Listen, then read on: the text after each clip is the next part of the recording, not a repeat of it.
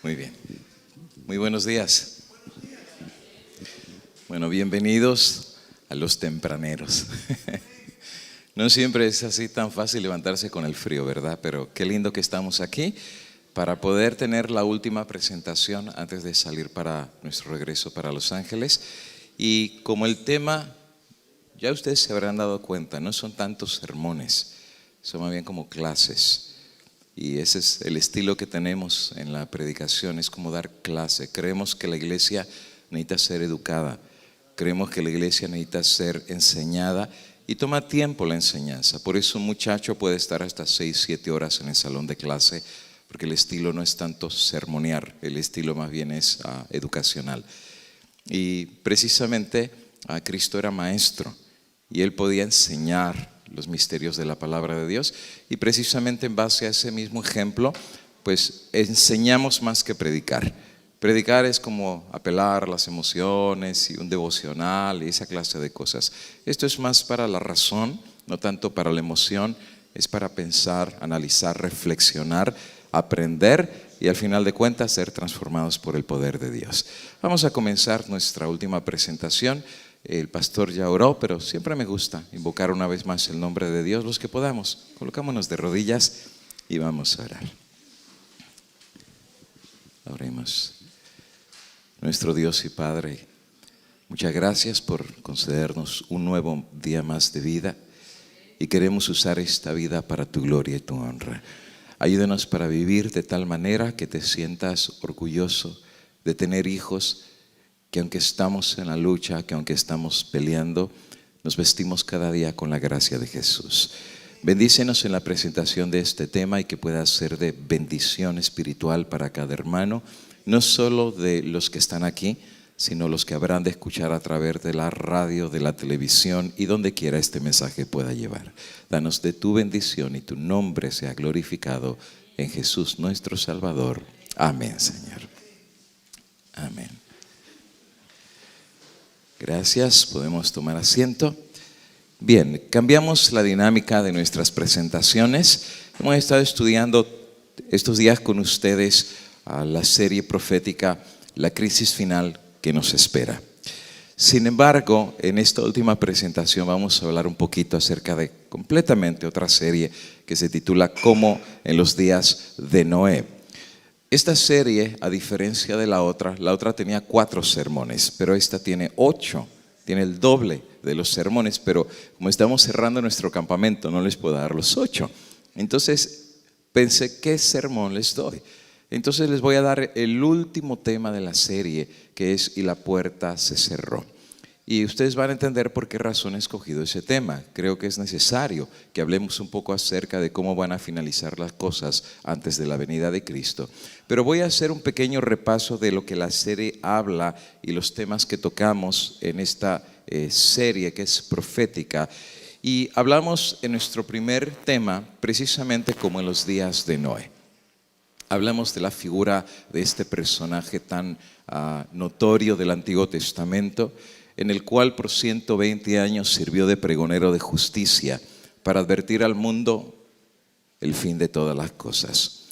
También aprendimos en el tema número 1 que precisamente aquella generación rebelde no escuchó y entendió el mensaje de Dios hasta que fue demasiado tarde.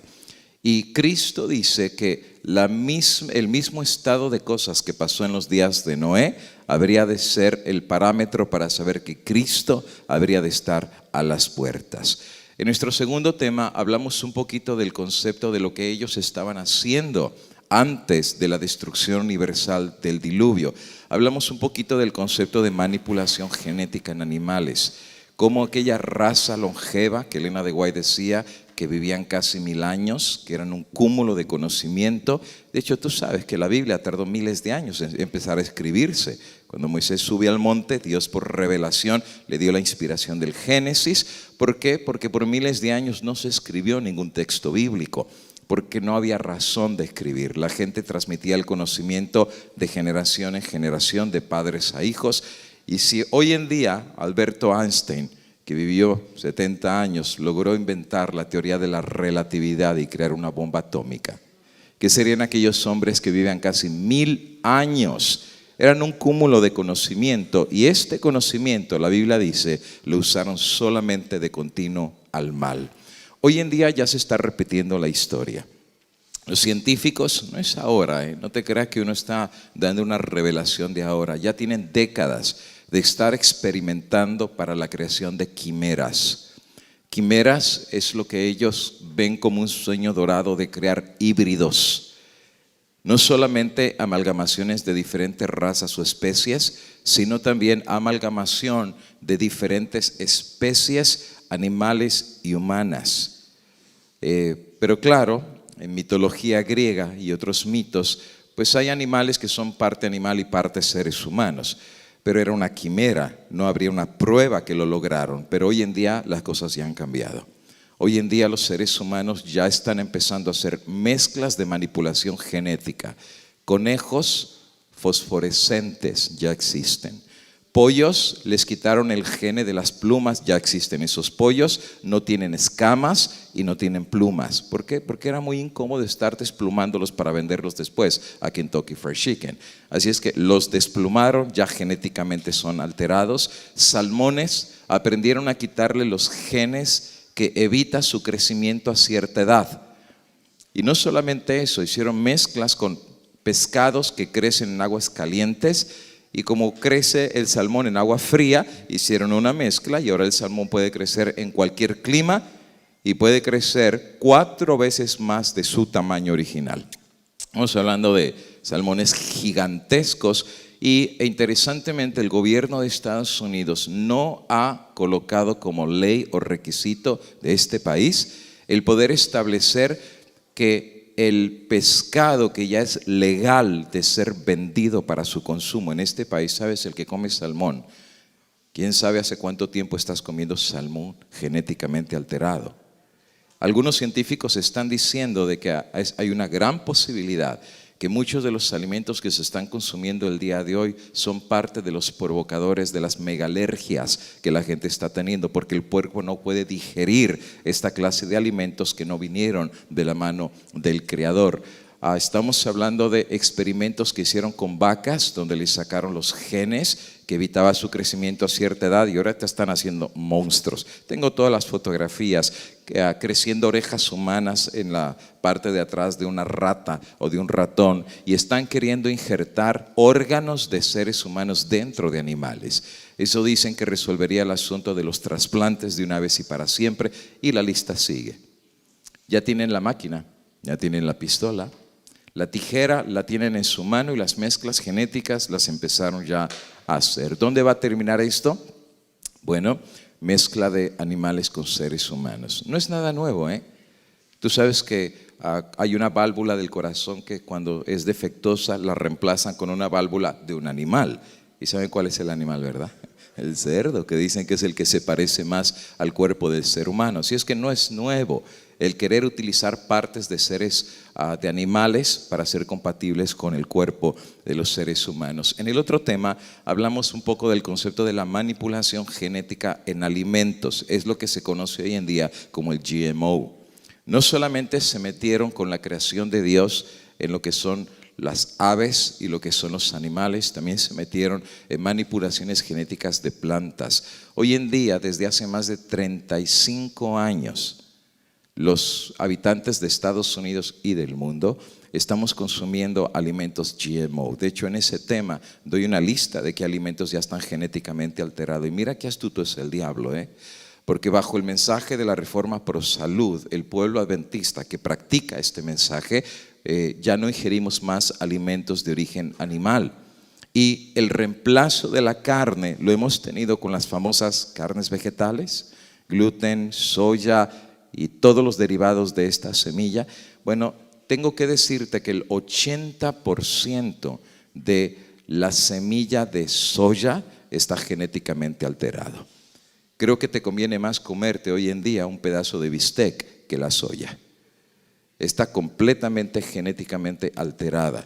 Y déjame decirte que no es requisito del gobierno de Estados Unidos el poder poner en los productos que ese producto está genéticamente alterado. Hay países que lo han impedido, como en Europa, pero aquí Es venta libre. Tú lo puedes comprar, puede ser un alimento genéticamente alterado y tú no lo sabes porque no hay ley que te proteja como consumidor. Lo interesante del asunto es que muchos de los, no solamente la semilla de la soya, la semilla del maíz fue de la primera. De hecho, todos los productos del maíz, la tortilla, perdón, mexicanos, pero o sea, la tortilla, producto del maíz, está genéticamente alterado. Los tostitos están genéticamente alterados y la lista sigue. En ese tema presento una lista bien grande de alimentos que ya están genéticamente alterados y la lista sigue. De hecho, están creando algunas clases de productos que no existen en la naturaleza. Solo para darles un ejemplo, hay niños en el Asia que son muy pobres y solamente crecían comiendo arroz. Pero el arroz es deficiente en ciertas vitaminas y sustancias que los niños necesitan para su crecimiento, como por ejemplo betacarotenos. Entonces, como eran pobres, no podían comprar tomates y otras cosas que tenían el betacaroteno. Un científico lo que hizo es agarrar la tijera, cortó los genes e hizo una triple mezcla a través de una bacteria para poder crear un nuevo clase de arroz. Le llaman the golden rice. Es el arroz y es dorado, parece como de oro y ahora es una mezcla del arroz regular pero mezclado con 2 especies más que tienen betacaroteno. Eso no estaba antes en la naturaleza, ahora ya lo crearon. Es una especie, por así decir, nueva de planta que antes no existía en la naturaleza. Ya tienen la máquina, tienen la tijera y son capaces de hacer cualquier mezcla según su tijera se los permite hacer. De hecho, algunos están diciendo que están pensando en la redefinición del género humano, que también fue una de las razones por las cuales Dios barrió a la generación antediluviana. Eso también ya está pasando delante de nosotros. Gente que dice que es hombre o que nace como hombre, pero dice que son mujeres, o gente que nace como mujer, pero de repente dicen que son hombres, solamente el cuerpo lo tienen de hombre, o viceversa. Y están haciendo redefinición del género humano en no solamente los transexuales que se están cambiando literalmente de sexo.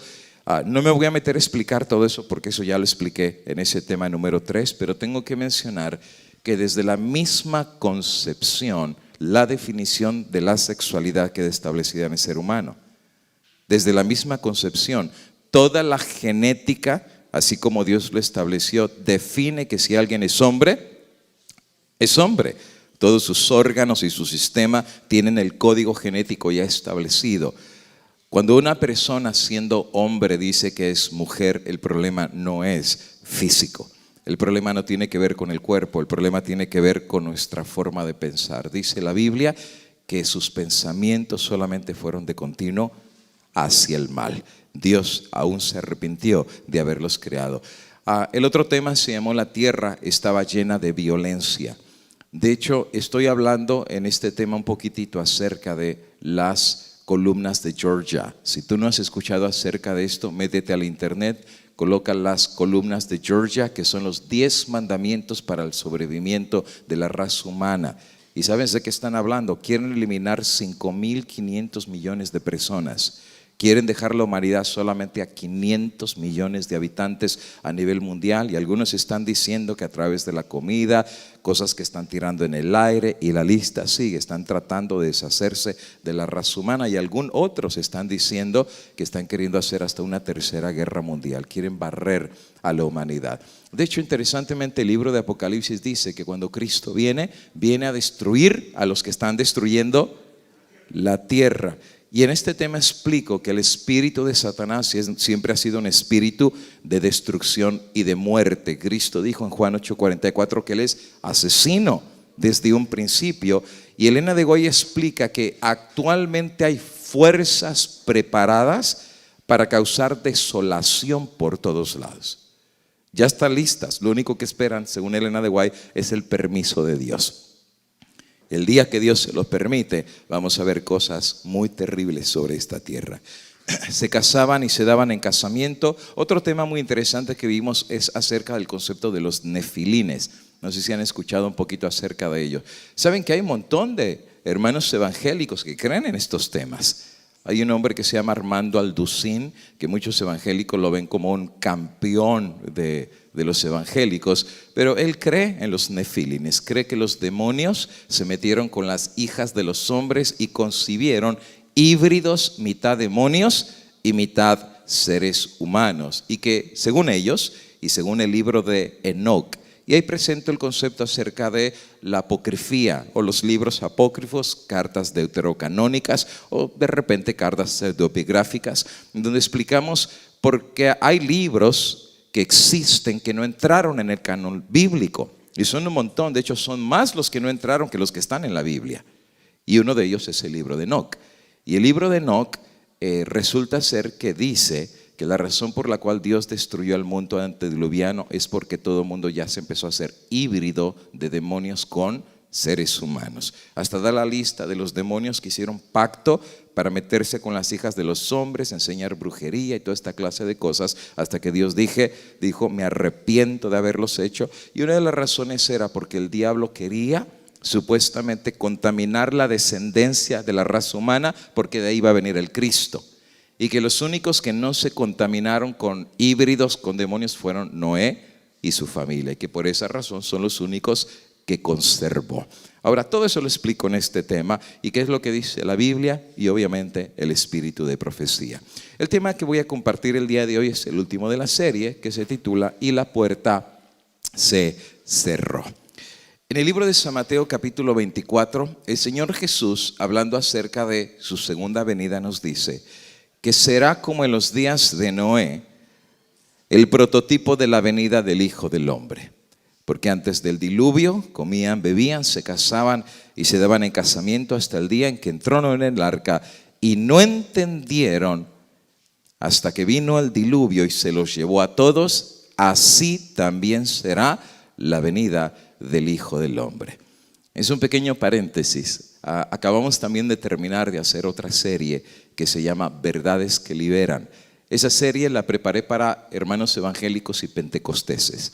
Y en esa serie explico todo lo que es el rapto secreto, el don de lenguas, a la segunda venida de Cristo, el estado de los muertos, el infierno, textos difíciles sobre la muerte, las ánimas y fantasmas. O sea, es solamente el verdadero día de reposo para evangélicos. Y este es el texto que utilizo para enseñar el rapto secreto.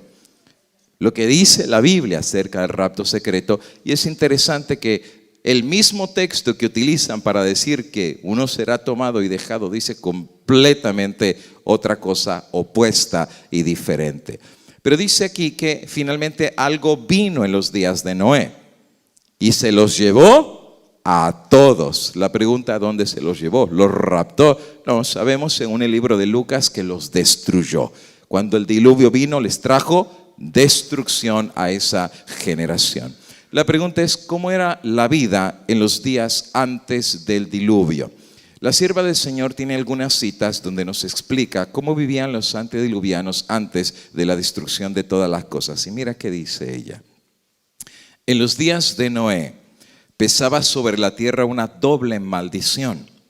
Como consecuencia de la transgresión de Adán, 1, y el asesinato cometido por Caín, 2, no obstante esta circunstancia, la faz de la naturaleza no había cambiado mucho. Había señales evidentes de decadencia, pero la tierra todavía era bella, rica con los regalos de la providencia de Dios. Las colinas estaban coronadas de majestuosos árboles que sostenían sarmientos cargados del fruto de la vid. Las vastas planicies. Y esto es interesante de notar porque no había las montañas que tenemos hoy en día. Hoy en día, después del diluvio, las montañas son pues los huesos de la tierra, por así decir. Pero antes todo era planito, planicies hermosas con una alfombra verde. Era una preciosura. Y estas se asemejaban a jardines que estaban vestidas de suave verdor y endulzadas con la fragancia de miles de flores. Los frutos de la tierra eran de una gran variedad y de una abundancia casi ilimitada. Los árboles superaban en tamaño, belleza y perfecta simetría a los más hermosos del presente. La madera era de magnífica fibra y de dura sustancia, muy parecida a la piedra. Por eso le tomó mucho tiempo a Noé hacer el arca, porque los árboles eran no solo gigantescos, parecían piedra, y por algo el arca sobrevivió el diluvio. Claro, Elena de White dice que Dios protegió el arca, pero la piedra era casi similar a la madera de los árboles y apenas era un poco menos durable que la piedra. Además, abundaban el oro, la plata y las piedras preciosas. El linaje humano aún conservaba su vigor original. Solo pocas generaciones habían pasado desde que Adán había tenido acceso al árbol que había de prolongar la vida. Y eso es verdad. El hombre vivía casi 1000 años. Adán vivió 930. El mismo Noé vivió 950 años. Matusalén no se diga. Así es que prácticamente fue muy posible que a lo mejor Noé estuviera cerquita de la generación de Adán. Matusalén le tocó prácticamente casi conocer a esas dos generaciones entre el puente de Adán y Noé. Murió antes del diluvio, ¿no es verdad? Pero prácticamente vivían casi 1000 años y la tierra y la raza humana todavía era longeva, todavía vivía muchísimo tiempo. Por eso dice la sierva del Señor que en aquellos días había muchos gigantes, hombres de gran estatura y fuerza, renombrados por su sabiduría y hábiles para proyectar las más sutiles y maravillosas obras. Pero la culpa en que incurrieron al dar rienda suelta a la iniquidad fue proporcional a su pericia y a sus habilidades mentales. Qué interesante, porque este pasaje echa por tierra todo el concepto de la evolución. La evolución dice que venimos de la microbacteria hasta ir creciendo hasta lo que llegamos, y la palabra de Dios dice que es al revés. Venimos de ser gigantes hasta ser chaparritos como estamos el día de hoy. Y si los hombres eran gigantes, ¿qué se espera de los animales? Por esa razón los animales que no entraron al arca porque Dios no los creó, fueron barridos por el diluvio y hoy en día están encontrando sus huesos. ¿Has visto tú los colmillos de los dinosaurios? Son gigantescos. Por eso Dios no permitió que entraran, porque Dios no había hecho esa clase de creación. Hoy en día se dice que eran cavernícolas, ignorantes, gente bruta que no tenía raciocinio. Pero el Espíritu de Profecía nos dice que era una raza longeva, llena de sabiduría, y tenían habilidades y pericias mentales que sobrepasaban a los que vivimos hoy en día. Además de eso, dice el Espíritu de Profecía que la poligamia había sido introducida en la raza antediluviana desde temprana edad, contra la divina voluntad manifestada en un principio. Dios había dado a Adán una mujer, revelando así sus órdenes, pero después de la caída los hombres prefirieron seguir sus deseos pecaminosos y como resultado aumentaron rápidamente delitos y desgracia. Por eso decía, la tierra se llenó de violencia. No se respetaba el vínculo matrimonial ni los derechos de la propiedad. Cualquiera que codiciaba las mujeres o los bienes de su prójimo los tomaba por la fuerza. ¿Recuerdas David cuando codició a la otra mujer? No mandó matar al marido. Y eso fue mucho después de la caída. Ahora imagínate en aquellos días antes de Noé. Podían tener las mujeres que querían, y si estaban casadas simplemente se deshacían de los maridos y tenían sus harenes de mujer. Y eso provocaba que había un deseo de venganza en la familia del hijo que había sido muerto porque el otro lo mató para quedarse con la mujer, y había baños de sangre por todos lados. Los hombres aún se regocijaban en sus hechos de violencia. Gozaban matando animales, y el consumo de la carne como alimento los volvía más crueles y sedientos de sangre. Dios creó a los animales, pero Dios no creó al perro para que nos lo comiéramos. Dios no creó a la gallina, a la vaca y a todos los animales de su creación para que nos los comiéramos. Es más, tú sabes que comer animales es antinatural. Es completamente antinatural, es una perversión. ¿Por qué razón? Porque en el Génesis Dios estableció la dieta de su creación y les dijo: toda semilla y planta, eso es para que ustedes lo coman. Pero el hombre, después de la caída, empezó no solamente a matar animales. ¿Cómo te lo explico? Tú sabes que cuando alguien mata, matar es matar, ¿eh? Y cuando tú matas un animal, hay algo raro que empieza a pasar en tu mente.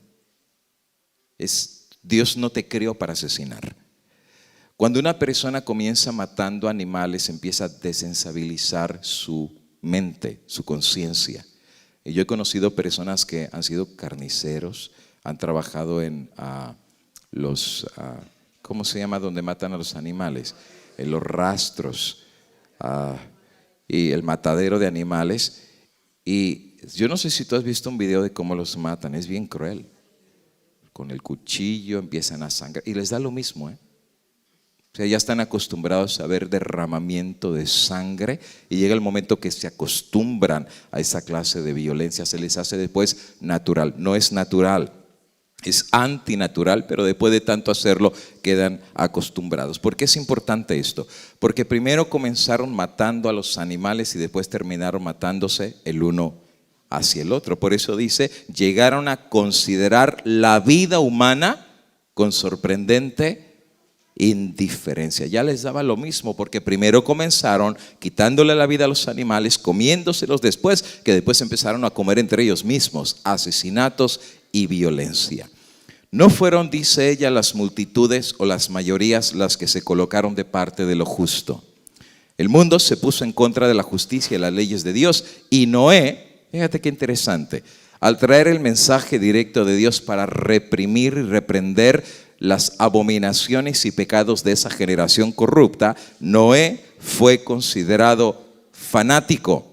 Satanás, al tentar a Eva para que desobedeciese a Dios, le dijo, no moriréis, y grandes hombres del mundo honrados y sabios repitieron lo mismo.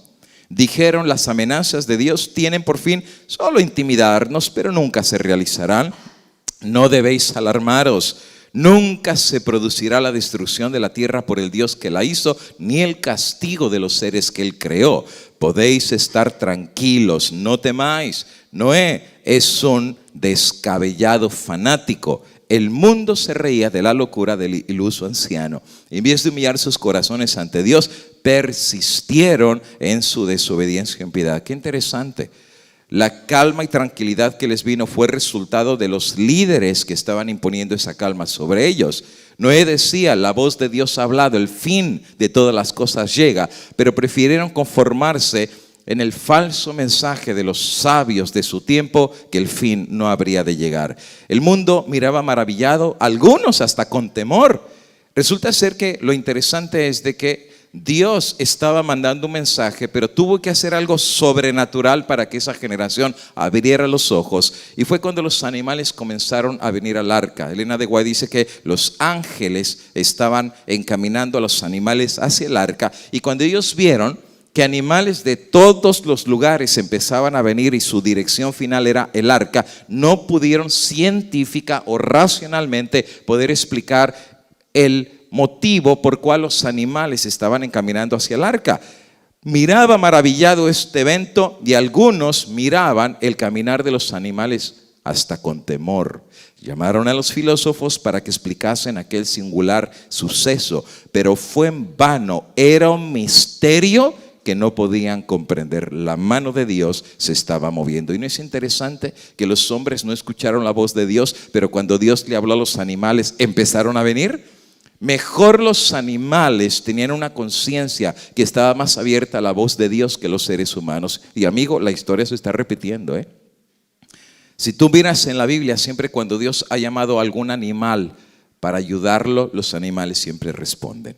¿O no fue un animal que alimentó al profeta Elías cuando no había para comer? ¿O no fue quizás un pescado que Dios le dijo a Pedro, Cristo le dijo a Pedro, echa tu red, saca un pescado y va a tener una moneda? Claro, Cristo sabía que el pescadito se había tragado una moneda y le dijo, guárdamela y después la voy a necesitar. Y cuando fue el momento, Dios llamó el pescadito y lo agarró Pedro y sacó la monedita. ¿O no fue quizás un pez gigantesco el que se tragó a Jonás y dijo, ándate por ahí, que ahorita te voy a dar tu cargamento? Mira, los animales es interesante cómo responden a las órdenes y a la voz de Dios. Y cuando ellos vieron precisamente este acontecimiento tan maravilloso, bueno, resulta ser de que no podían comprender la mano que se movía en este misterio. Los hombres habían endurecido tanto a rechazar obstinadamente la luz que aún esta escena les produjo sola una impresión pasajera. La raza condenada contemplaba el sol. Mira qué bonito salió el sol, los pajaritos están cantando, las flores están tan bonitas.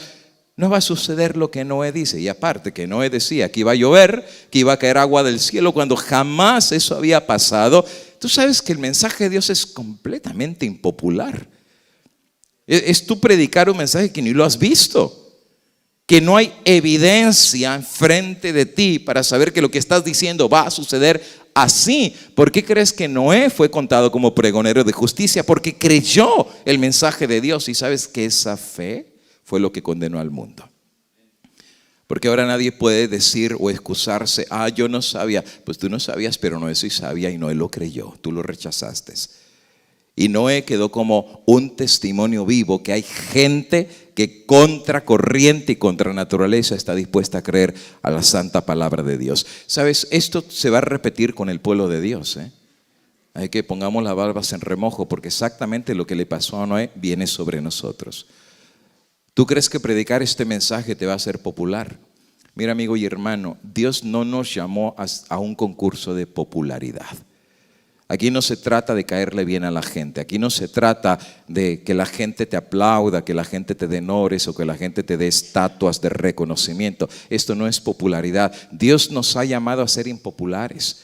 Dios nos ha llamado para poder poner sal en la herida, sal en la llaga. Y mucha gente se va a incomodar, mucha gente va a levantar las manos a decir crucifíquenlo. Son fanáticos, son locos. Así es que vete acostumbrando. ¿Quieres ser tú como el Noé moderno? Pues lo mismo que le pasó a Noé antiguo nos va a pasar. Y la gente se rió hasta que se cansó. De hecho, la gente venía a escuchar los temas de Noé, pero no venía por realmente querer escuchar la voz de Dios. Se venía a burlar de Noé. Ya me imagino yo 40, 50 riéndose de cada palabra que decía. Y mientras Noé hablaba, unos ahí riéndose y otros gritando y otros burlándose. No fue fácil la vida de Noé.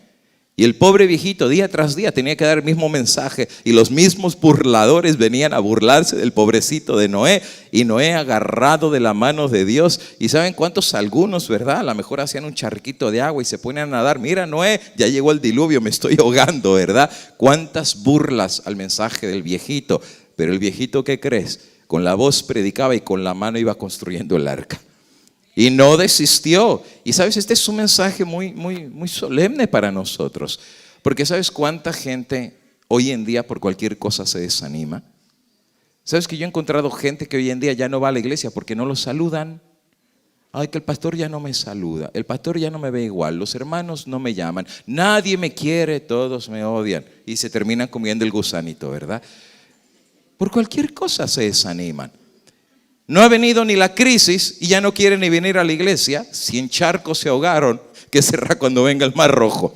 Si cualquier cosa nos desalienta y nos desanima, ay, en la iglesia ya no me dejan predicar. Uy, en mi congregación nadie me quiere. Todo el mundo dice que soy de los disidentes y fanáticos y extremistas. Vete acostumbrando, las cosas se van a poner peor. Pero recuerde una cosa, quien te llamó no es el hombre, es Jehová de los ejércitos. Y no estaba claro con eso. Por 120 años predicó un mensaje que fue completamente impopular. Por 120 años aguantó las risas, las burlas de la gente. Pero finalmente el día llegó. Predicó su último sermón y Dios le dijo, entra al arca. Tú sabes que Elena de White dice que la puerta era tan gigantesca que no la podía cerrar. O sea, era demasiado grande. Si tú lees el Génesis, tenía 3 niveles, era como un edificio de 3 pisos. O sea, el arca era gigantesca. La puerta era tan grande que solamente la providencia divina la podía cerrar. Y finalmente Dios le dice, entra al arca, tú y tu familia. Ahora, aquí hay algunos puntos muy interesantes de análisis. Cuando Noé finalmente entra en el arca, ¿vino inmediatamente el diluvio después de que él entró? No, ¿verdad? ¿Cuánto tiempo tardó para que viniera el diluvio? 7 días. Fíjate, pon atención. 7 días. ¿Qué significa que la puerta se cerró? Significó 2 cosas. 1, los que estaban dentro del arca ya no podían salir. Y los que estaban afuera ya no podían entrar. ¿Por qué? Porque fue Dios mismo el que cerró la puerta.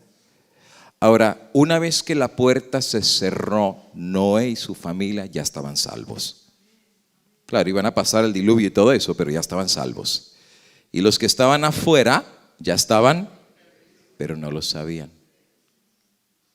¿Sabe que se va a repetir lo mismo antes de la venida de Cristo? Cuando la puerta se cierre, Va a haber gente que está perdida y no lo va a saber.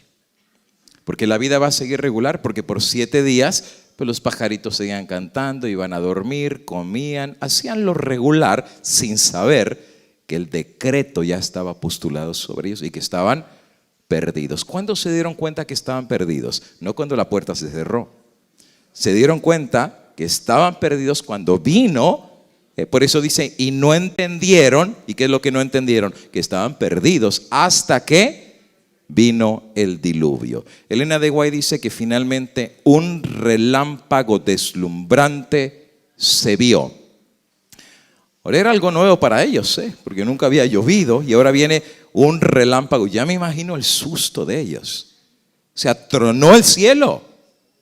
Relámpago fulminante se vio y una nube de gloria más vívida que el relámpago descendió del cielo para cernirse ante la puerta de la entrada del arca. La maciza puerta que no podían cerrar los que estaban adentro fue puesta lentamente en su sitio por manos invisibles. Y ellos vieron esto. Vieron como la puerta se iba cerrando sin manos humanas, manos invisibles cerraron la puerta y Noé finalmente quedó adentro y los que habían desechado la misericordia de Dios quedaron afuera. El sello del cielo fue puesto sobre la puerta y Dios la había cerrado y solo Dios podía abrirla. Y tenemos que entender una cosa acerca de Dios. Dios llama, Dios apela, Dios da misericordia, pero una vez que Dios dice se acabó, no hay nadie que pueda abrir la puerta. Dios no es hombre para que se eche atrás. Dios no es hombre. Cuando Dios le dice a los ninivitas, si no se arrepiente vendrá la destrucción, Dios no se iba a echar para atrás. Claro, ellos se arrepintieron y no vino la consecuencia por el arrepentimiento. Pero una vez que la puerta se cerró, ya no había vuelta atrás. Solo Dios podría abrir esa puerta. Elena de White dice que asimismo, cuando Cristo deje de interceder por los hombres culpables antes de su venida en las nubes, la puerta de la misericordia se cerrará. Entonces, una vez que Dios cierre esta puerta, la gracia divina ya no refrenará más a los impíos y Satanás tendrá dominio absoluto sobre los que hayan rechazado la misericordia divina. Pugnarán ellos por destruir al pueblo de Dios, pero así como Noé fue guardado en el arca, los justos serán escudados por el poder divino. Y esto es importante de entender. Una vez que la gracia se cierre, todos quedaron sellados. Unos para salvación y otros para perdición. Pero el que sea sellado y tenga el sello de Dios ya no puede ser tocado ni por Satanás ni por sus enemigos. Son intocables. Así como Noé ya no pereció, los hijos de Dios cuando sean sellados en el cierre de la gracia tampoco podrán ser tocados. Claro, antes que la puerta se cierre es otra historia. Pero una vez que se cierra la puerta, ya el diablo no nos va a poder tocar. Pero eso sí, no lo vamos a saber. ¿Cómo tú vas a saber que se cerró la puerta? Ahora, no lo sabes. Dios sabe que está sellado. Dios sabe que el sello de Dios está sobre ti. Pero eso Dios lo sabe. Pero los que estamos acá no lo sabremos. Más adelante voy a dar unas citas muy interesantes de algunas pequeñas cosas que nos van a dar la idea que la puerta se cerró en el cielo. Sigue diciendo Elena de White, cuando vino finalmente el diluvio sobre esa generación, las bestias rondaban presas de terror. Sus discordantes aullidos parecían lamentar su propio destino y suerte del hombre. Entonces finalmente fueron rotas todas las fuentes del gran abismo, las cataratas de los cielos fueron abiertas. Tú sabías, no solo que hay agua de arriba, se rompieron del centro de la tierra las fuentes de las aguas y salían a borbotones tan gigantescos el agua que caía del cielo y que se veía caer finalmente de las nubes el agua, enormes cataratas. Ríos se salieron de su origen e inundaron los valles. Torres de aguas brotaban de la tierra con fuerza indescriptible, arrojando al aire a centenares de pies, más de 30 metros, macizas rocas que al caer sepultaban profundamente en el suelo. Los altares donde habían ofrecido sacrificios humanos Esto no es nada nuevo. Antes no solo mataban a los animales, mataban a los seres humanos. El estado de idolatría y de asesinato gobernaba sobre la tierra, pues esos altares ahora fueron destruidos y los adoradores temblaron ante el poder del Dios viviente y comprendieron que había sido su corrupción e idolatría lo que había provocado su destrucción. A medida que la violenta tempestad aumentaba, árboles, edificios, rocas, tierra eran lanzados en todas direcciones y el terror de los hombres y los animales era indescriptible. Ahora sí querían entrar al arca, ¿verdad? Ahora sí van a la puerta, ábrenos la puerta. Algunos hasta con violencia quisieron entrar, pero era demasiado tarde. La puerta se había cerrado y el tiempo había pasado. ¿Sabes? La historia se va a repetir. No me quiero adelantar, pero Elena de White dice que va a haber personas, especialmente los que conocieron la verdad, que cuando se den cuenta que la puerta se cerró y ellos no estaban adentro, saben lo que les viene, pero ya no pueden entrar. Su indolencia, su falta de consagración, el jugar a ser cristianos hizo que no entraran. Ahora sí se quieren consagrar. Ay, Señor, aquí está mi teléfono, ya lo dejo a un lado. No, ya agarra tu teléfono. Viviste por él, muere por él. No pusiste a Dios en primer lugar. Ahora, no estoy diciendo que tener una cuenta de Facebook es malo, pero si la vas a tener, úsala para la gloria de Dios. Tienes 5,000 amigos, pues repárteles la verdad presente, ¿no te parece? Puedes llegar más allá de lo que llega cualquier pastor. Y esos amigos aún pueden publicar, pero ¿sabes cuántas personas en Facebook ni siquiera dicen que son cristianos? Solamente lo utilizan para poner una foto bonita de mí, otra foto bonita de mí, otra foto. Es la película que ellos dirigen y ellos son el centro de la atención. Cristo no está en el centro de sus corazones. El diablo nos ha entretenido y nos ha engañado. Y sabes que muchos que no hicieron de Cristo la perla de gran precio ese día van a ver que el Cristo divino no está intercediendo más por ellos. Finalmente dice ahí que la gente estaba llena de terror y los animales también tenían un terror indescriptible. Aún ella dice, qué cita tan interesante, que el mismo Satanás, obligado a permanecer en medio de los revueltos elementos, temió por su propia existencia. Oye, ¿cómo fue eso? Que el mismo diablo le dio miedo y el mismo diablo pensó que era el día de su propio juicio, porque el diablo dijo, pues no solamente Dios está enojado, los va a destruir a ellos, pero también a mí. Y el diablo, en el poder que él tiene, temió por su propia existencia. Él se había deleitado en dominar tan poderosa raza y deseaba que los hombres viviesen para que siguieran practicando abominaciones y rebelándose con el Dios del cielo.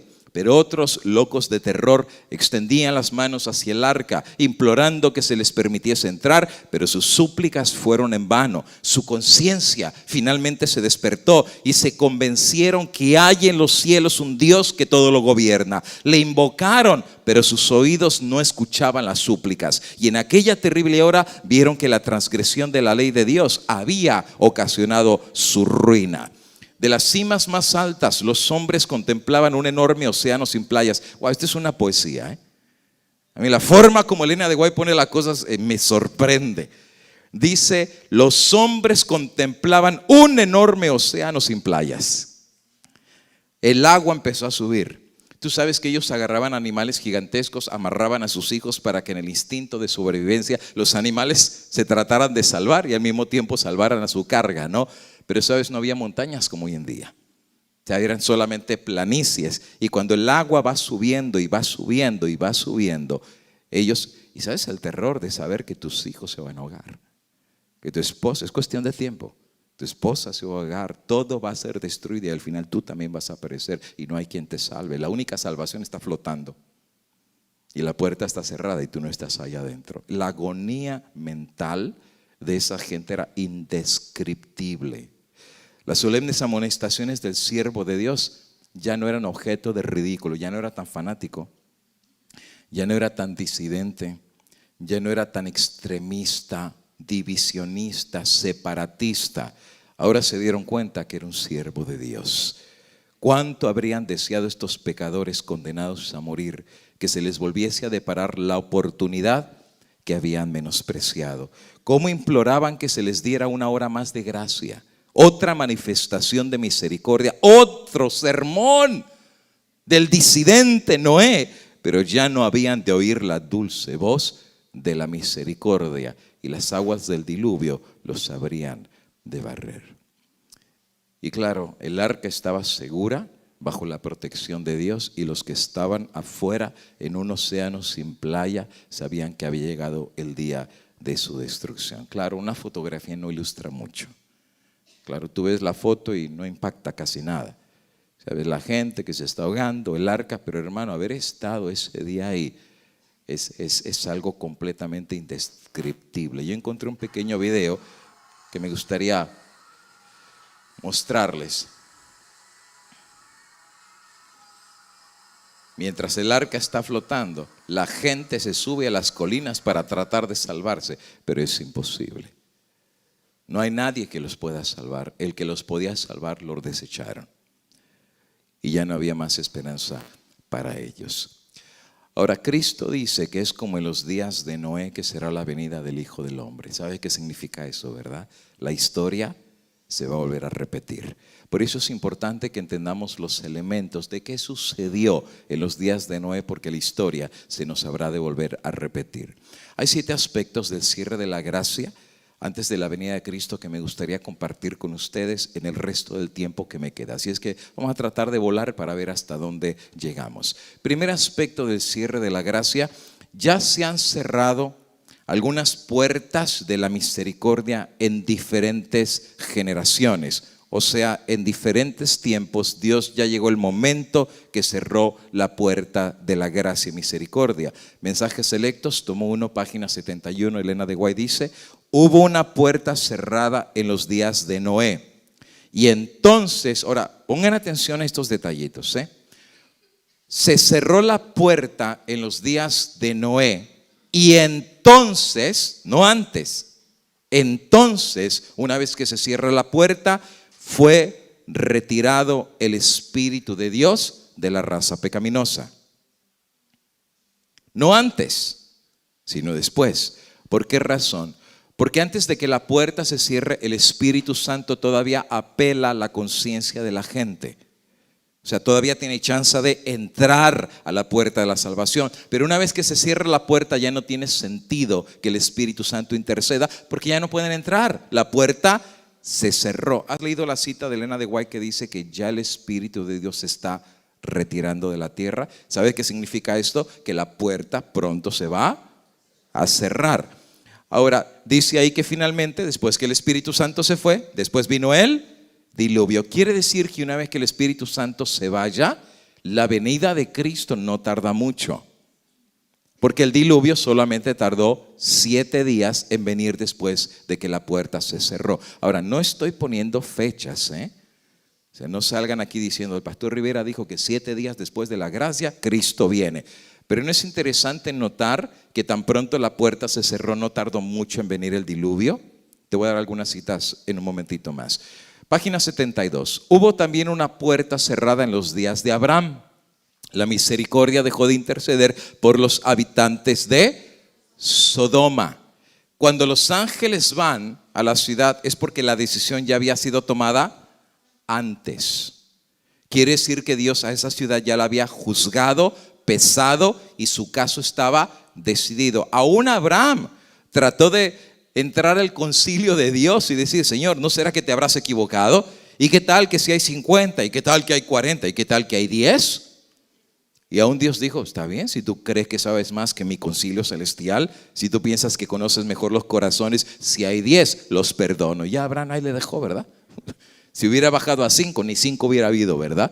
Porque salieron 4, la mujer terminó hecha una estatua de sal. Y no me voy a meter a hablar de eso porque si no el tiempo se me va. Pero es muy interesante porque la mujer volteó, Mejor ahí le dejo. Mensajes Selectos, página 72. Hubo una puerta cerrada en los días también de Cristo.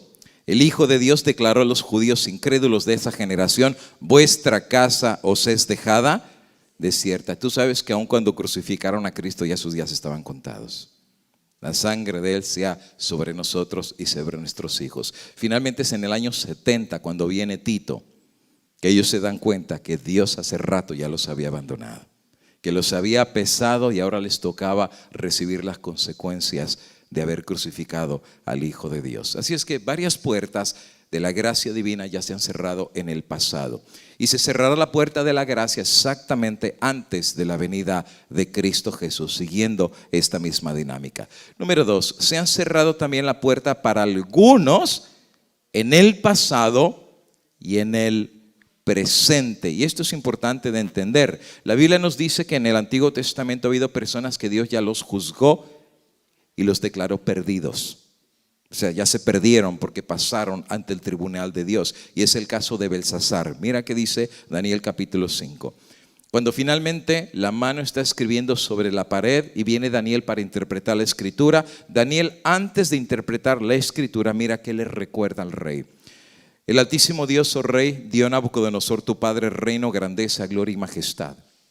Por la grandeza que le dio, todos los pueblos, naciones y lenguas temblaban, temían delante de él, y quien quería mataba, quien quería daba la vida, engrandecía al que quería y a quien quería humillaba. Pero cuando su corazón se ensoberbeció y su espíritu se endureció en su orgullo, fue depuesto del trono de su reino y despojado de su gloria, echado entre los hijos de los hombres, y su mente se hizo semejante a las bestias, y con los asnos monteses fue su morada. Hierba le hicieron comer como un buey, y su cuerpo fue mojado con el rocío del cielo, hasta que reconoció que el Altísimo Dios tiene dominio sobre los reinos de los hombres, y que Él pone al que le place. Y tú, su hijo Belsasar, no humillaste tu corazón. Y mira qué interesante, sabiendo esto. Su pecado no era de ignorancia, era un pecado de rebelión, porque él sabía lo bueno y a pesar de saber lo bueno hizo lo malo. Y Daniel se lo tiene que decir, tú sabías. ¿Y por qué se lo está diciendo? Porque le va a decir, así como tú sabías, Dios te juzgó por ese conocimiento. Y entonces dice, pecaste contra el Señor y te has ensoberbecido. Hiciste extraer delante de ti los vasos de su casa, tú y tus grandes, tus mujeres y tus concubinas, bebiste vino en ellos, y además de esto diste alabanza a dioses de plata, oro y bronce, hierro y madera y piedra, que no ven, no oyen ni saben, y al Dios en cuya mano está tu vida y son todos tus caminos nunca honraste. Entonces, como Dios vio que esa fue tu decisión, entonces Dios también decidió.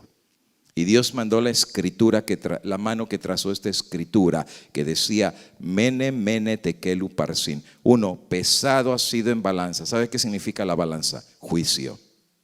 Dios te juzgó. ¿Sabes que hay gente que vive como que Dios no los ve?